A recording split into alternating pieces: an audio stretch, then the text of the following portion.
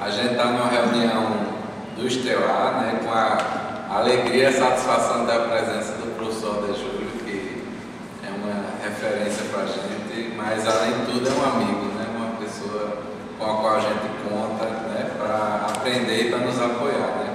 Então, obrigado, meu professor, por estar com a gente aqui. Obrigado. É uma alegria muito grande. Recíproco. Estelar, né? Então, assim, o momento de hoje, né, pessoal, a gente está, eu expliquei até um pouquinho a aula, a gente está construindo desde o ano passado um desafio que o Zé Neto lançou para todos nós, né? E a gente, com os bons desafios que o Zé Neto traz, a gente foi atrás, né, de construir uma antologia paraibana da educação popular.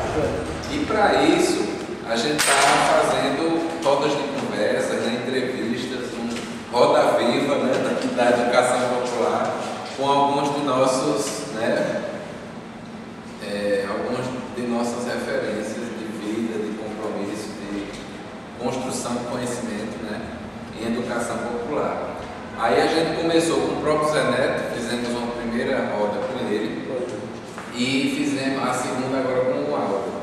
E a ideia é que cada roda dessa, um de nós, membros do grupo de pesquisa, vamos ficar responsável por estar sistematizando, né, e construindo um texto que registre, assim, né, da maneira, claro que não vai ser completa, né, mas da maneira mais, né, da maneira melhor possível, que registre o percurso de vida, de construção, de engajamento, né, de militância e de produção do conhecimento, né, dessas nossas pessoas, desses nossos companheiros, para que a gente possa, né, o produto final disso, vamos supor, né, a gente pensa num livro onde a gente vai ter a antologia da educação popular paraibana, um volume 1 com os primeiros que a gente conseguir fechar, depois vamos por 2 e por 3, até quando a gente achar que, né, está completo. E também com a ajuda da nossa Andréia, da nossa estelaríssima Andréia, a gente está registrando em vídeo, né, esses papos. Também, quem sabe, no futuro a gente tem também uma produção aí audiovisual, né? Mas fundamentalmente é para que a gente tenha um registro gravado, né, também desse nosso papo. Então é isso, né? O Zé Neto, a Andréia ficou responsável pela sistematização, né? Mas é evidente, como toda produção nossa, quando ela for terminando, ela vai socializar com todo mundo e a gente vai poder também, né, ajudar, né, contribuir. E o de áudio eu fiquei responsável, né, por estar fazendo essa sistematização final do texto. E eu acho que é isso. Então, só antes da gente entrar por finalmente mesmo, vamos dizer assim, eu queria dar um informe, né, já aproveitar que o homem está aqui, né, que a gente vai ter dia 2 o lançamento de mais uma produção, né, do companheiro Fernando Amar e dos companheiros da Maré, né, Fernando?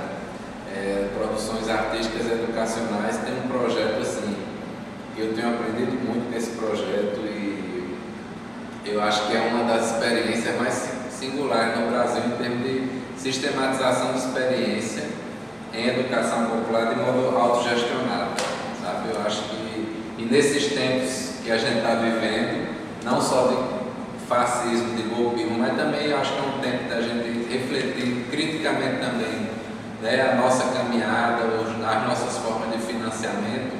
Esse trabalho que o Fernando e a equipe faz, assim, né, de modo autogestionado, está compartilhando o conhecimento que eles constroem, para mim é uma referência, né? E eu acho que esse lançamento é uma oportunidade da gente celebrar isso, né? Não só celebrar o amigo e os amigos que estão construindo, né? Toda vez eu digo que para o próximo livro eu mando um texto e ainda não consegui sentar para mandar, mas eu hei de compor esse grupo, se Deus quiser. Com certeza. Mas é isso, Fernando. Parabéns, está aqui 2 de abril, sábado, 7 da noite, na Usina Cultural Energisa. Se você quiser complementar. Só dizer que a gente abre, como sempre fazemos esses lançamentos, com um grupo de cultura. Desta feita é um grupo folclórico formado por jovens lá do Alto Mateus, que é um bairro de João Pessoa. Eu pedi que que eles preparassem um conjunto de danças contando um pouco da história das manifestações culturais na Paraíba. Aí os meninos logo na abertura às 19. E aí, gente, mais alguma coisa? Com algum informe? Não? Podemos seguir em frente? Então vamos lá. Eu vou dar o pontapé inicial, viu, da conversa. E aí, os amigos estão com o roteiro da conversa, vocês fiquem à vontade, tanto para ir entrando também no roteiro, como fora do roteiro também, para a gente poder ir, né, alimentando essa conversa. Então, Alda, a primeira pergunta para a gente começar esse papo, entender assim, a tua contribuição nessa antologia da educação popular, é o seguinte: você se considera um educador popular? Não sei se sou considerado, mas eu me considero, humildemente. Por quê? A trajetória que eu percorri desde tenra juventude me faz pensar em alguém que esteve sempre cercado de experiências desse cunho, do cunho de educação popular. Muito cedo ainda senti essa vocação para um aprofundamento da realidade social, tanto que a minha formação acadêmica é em sociologia. Como sociologia abre um leque do social, do econômico, do político, do cultural. Então, o cultural para mim foi fundamental centrar a atenção no processo, nos processos educativos. Então, de longa data, eu diria que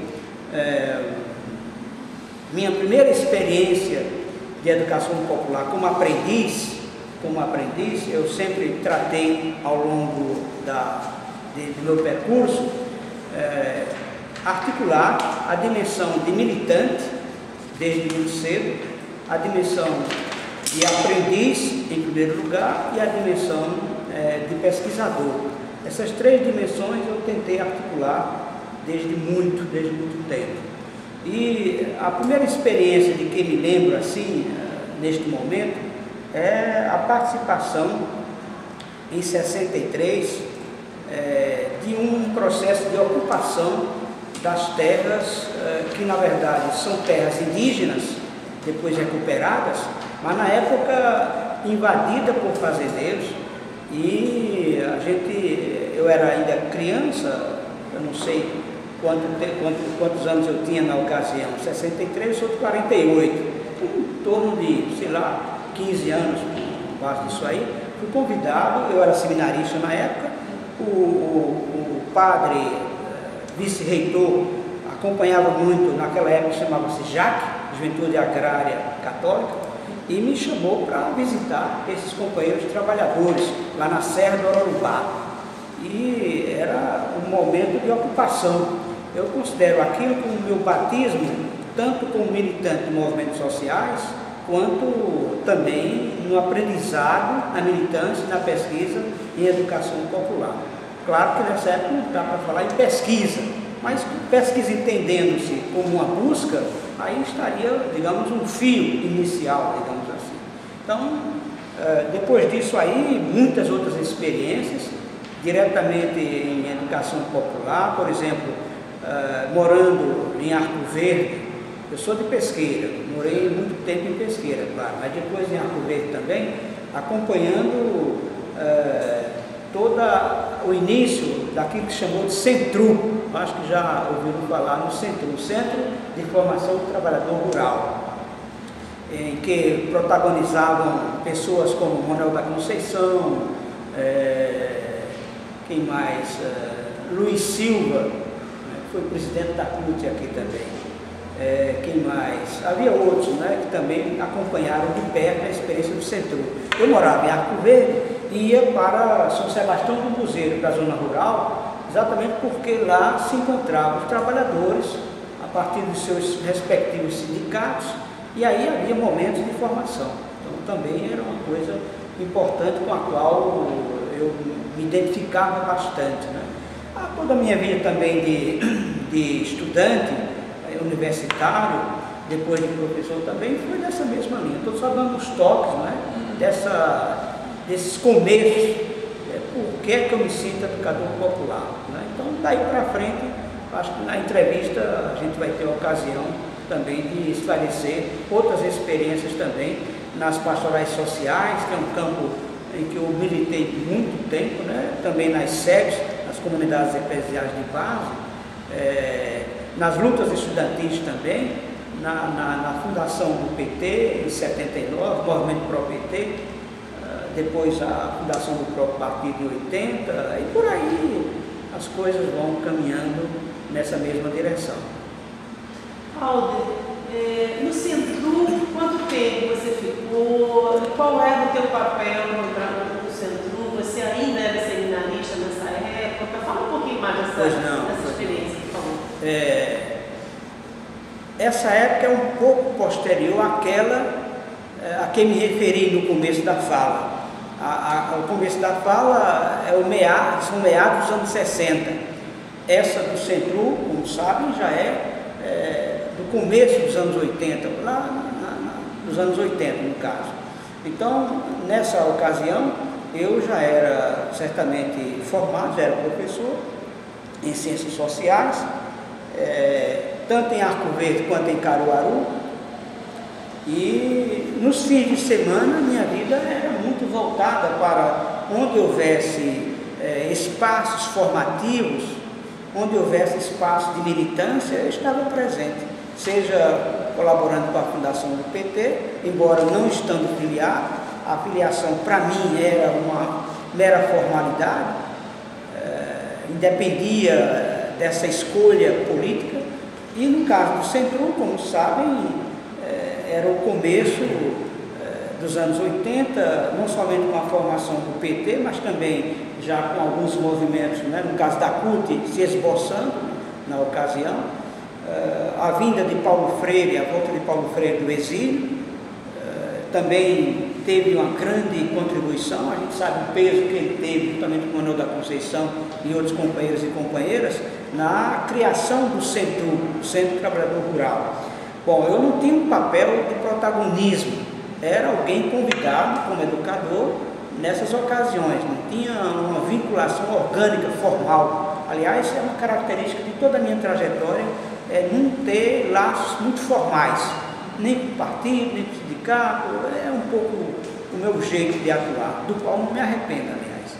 Enfim, foi esse quadro aí, o Centro Nordeste muito ativo também, com aquela perspectiva de uma formação de matriz freiriana, a partir das lutas sociais, a partir do sentimento de necessidade de uma sociedade alternativa ao capital, de uma consciência para a participação política, inclusive político-partidária naquela época, com limites bem delineados para não avançar muito na questão do Estado a qualquer preço, coisa que infelizmente depois a gente cometeu erros, dos quais hoje os frutos estão aí sendo conhecidos. Mas havia esse cuidado de, ao mesmo tempo, lançar-se na política, inclusive na política partidária, mas com grande desconfiança dos espaços estatais. Isso porque a proposta, inclusive do Centro, era de gestionar uma nova sociedade, uma sociedade alternativa ao capitalismo. E na época se tinha muito claro que o capitalismo, ontem como hoje, comporta necessariamente a participação do mercado, entenda-se mercado aqui como aquele conjunto de transnacionais, de grandes empresas, do agronegócio, por aí vai, como também a participação necessária do Estado. O Estado, portanto, se tinha isso muito claro, era um componente essencial do capitalismo. O capitalismo não funcionaria sem o seu respectivo Estado, a viabilizar as políticas econômicas formuladas de cima para baixo e de fora para dentro. A gente tinha isso muito claro, porque na época havia muito aquele sentimento de a gente apostar, de investir muito na nucleação, nos núcleos. Os núcleos eram uma cláusula pétrea, no sentido de fazer com que as ideias partidárias, sindicais, populares, viessem a ser geridas, viessem a ser também gestionadas pelos participantes, a partir dos seus núcleos de estudo, de trabalho, de moradia. Havia um grande incentivo nessa direção de fazer com que os núcleos não somente fossem criados, mas também os núcleos fossem autônomos, tivessem a sua autonomia preservada, autonomia em relação ao mercado, evidentemente, em relação ao Estado, em relação a outras instituições que pretendessem absorver. Então havia essa aposta muito forte, não somente na criação dos núcleos, mas na manutenção, na revitalização constante, apostando em que esses núcleos, que não eram coisas isoladas, eram várias comunidades, ou se quiserem outros nomes, conselhos que eram criados, ao mesmo tempo estavam com a sua autonomia preservada, porque as decisões vinham de baixo para cima, eram tomadas pela base, e quando havia necessidade, e havia muita, de a gente se relacionar com outras instâncias, se tirava o delegado, a delegada. Mas aí com essa ressalva muito forte de que o delegado não ia para outra instância dizer coisa de sua cabeça. Ele tinha, ou ela tinha como obrigação dizer as coisas que foram decididas aqui no pequeno núcleo, no caso. Eram delegados. Então, o aspecto delegação é um aspecto muito forte naquela ocasião, coisa que me tocou muito. E infelizmente que a gente perdeu no meio do caminho. Eu diria já no final dos anos 80, a gente já estava resvalando nesse terreno aí. E depois a coisa foi se aprofundando. Mas enfim, é uma experiência bonita, não é só, não me refiro só ao Centro. Aqui, pela sua pergunta, me refiro ao Centro. Mas havia também outras experiências também, até mesmo na fundação do partido, naquela região de Arco Verde. Arco Verde é um polo compreendendo outras cidades vizinhas, como Sertânia, como Pedra, como Venturosa, como Pesqueira, depois Belo Jardim também. Então havia esse acompanhamento diuturno Mas você era professor? Era professor. Professor de que instituição? Era professor na época da AESA, Autarquia de Ensino Superior de Arco Verde. Então lá, essa autarquia funcionava com vários cursos, História, Geografia, Letras, Matemática, Biologia, com formação de professores, era o nexo. E também atuava em Caruaru, na Fafica. Ao mesmo tempo eu trabalhava muito, né? Um tempo em Arco Verde, outro tempo em Caruaru, na Fafica. Lá também era a faculdade de Filosofia de Caruaru, comportando também cursos de Ciências Sociais, de História, de Letras e Pedagogia. E deixa eu lhe perguntar uma coisa, nesse início que você falou, né? Nas primeiras experiências, no batismo que você falou, né? O que foi que te fez ficar? O que foi que te encantou para você? Entendeu? Porque você teve contato, teve a experiência e você foi aprofundando, o que foi inicialmente que te chamou a atenção? O que me chamava a atenção, eu resumiria num conceito que me é hoje ainda muito caro, a alternatividade. Era uma experiência que se contrapunha radicalmente àquele estado de coisas, não somente em relação à ditadura militar, mas em relação também à forma de organizar o capitalismo. Então, essa intensa busca de uma sociedade alternativa ao capitalismo. E, nesse sentido, não havia só a necessidade de manter firme o rumo. A gente tem que ter sempre aceso esse rumo, para onde a gente quer ir.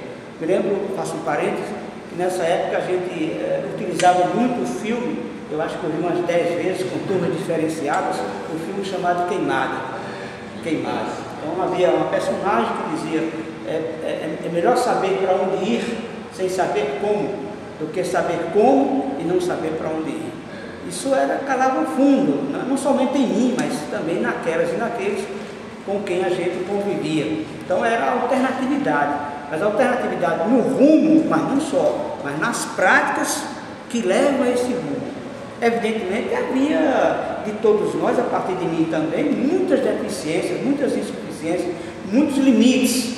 No entanto, havia essa vontade de a gente caminhar menos imprecisamente possível nessa direção, de buscar uma sociedade de liberdade para homens e mulheres, mas ao mesmo tempo por caminhos também de liberdade.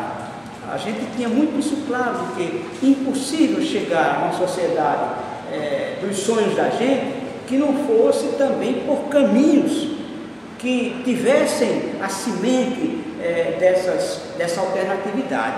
Impossível, a gente tem isso claro. Pena que se perdeu isso, volto a dizer, no meio do caminho. Não foi ontem isso não. Desde os anos 90 a gente perdeu esse rumo na minha avaliação. Mas o que me encantava é isso, era a alternatividade do ponto de vista de como é que ela se materializava. Se materializava, por exemplo, na crença, na aposta, no investimento de pequenos núcleos, que funcionavam autonomamente, mas não de maneira isolada. Havia uma interconexão desses núcleos, de modo que aquilo que era decidido de baixo para cima, por parte dos protagonistas daqueles núcleos, e aquilo era levado também para as instâncias distintas, em outro plano, a partir dos seus e das suas delegadas. Era outra coisa, era a atenção para a gente, para superar aquilo que é muito forte na nossa cultura latino-americana, brasileira, de aposta muito nos indivíduos, no caudilho, no fulano. É o fulano salvador da pátria. Não, desse jeito, quando a gente está aqui, não é, de se reunir, era um cuidado que se tinha, com a crença, com a certeza de que não é a geometria que vai determinar a qualidade da relação. Eu posso estar num círculo e ser o maior ditador, ou permitir que a ditadura se faça. Não, mas aquela geometria era um símbolo que era bastante caro aos participantes, de que assim também devia ser o comportamento. Não havia alguém que dissesse o caminho, era um caminho partilhado por todos. Todos eram protagonistas daquela ação. Havia falhas, havia deficiências também aí, mas pelo menos o forte do rumo era conservado nessa direção. Portanto, na forma do protagonismo de todos, dar condições para que todos digam sua palavra, depois a gente discuta e veja aquelas que pareçam mais adequadas, venham a ser do grupo como um todo também. Isso também para outras instâncias, a mesma coisa. Outro ponto era não permitir que na aplicação das tarefas que eram tiradas, evidentemente isso precisava de uma coordenação, mas uma coordenação com esse muito acentuado, coordenação. Não era o coordenador, não era a coordenadora, era a coordenação do caso. Então essa coordenação colegiada, se o nome não precisasse já de si, a gente adjetivava com colegiado também. E essa tinha seu prazo de atuação, fim do qual aqueles que eram da coordenação voltavam para a base. Isso não dependia da vontade de quem fosse coordenador, era da prática, era do ato no caso. E também quem era da base ia passar pelo seu tempo de coordenação. Esse é um mecanismo que eu considero cada vez mais revolucionário. A alternância de funções, de cargos. Eu tenho a impressão que se a gente tivesse mantido essa forma de atuação, a gente teria evitado muitos traumas que hoje estão presentes também aí, né? De buscar não deixar que as mesmas pessoas fiquem à frente daquele grupo por muito tempo, um prazo determinado. Quem é da coordenação vai para a base, quem é da base vai para a coordenação. Isso é um antídoto em relação à política. Hoje a gente vê sociedade aplaudindo gente que tem 8 legislaturas, que tem, não sei, muito bem coisa nenhuma, né? Mesmo que dê certo, entre aspas, mas não é o caso. Tem que haver necessidade de quem está ali voltar para a base. Mas não é a lógica comum era o que? Era se eu me candidatasse a vereador, depois eu não queria mais voltar para a base coisa nenhuma. Vereador, prefeito, deputado, governador, e por aí vai, né? Então esse atalho, no meu entender, era mais claro naquela época, no sentido de evitá-lo. Né? A gente perdeu um pouco esse rumo aí.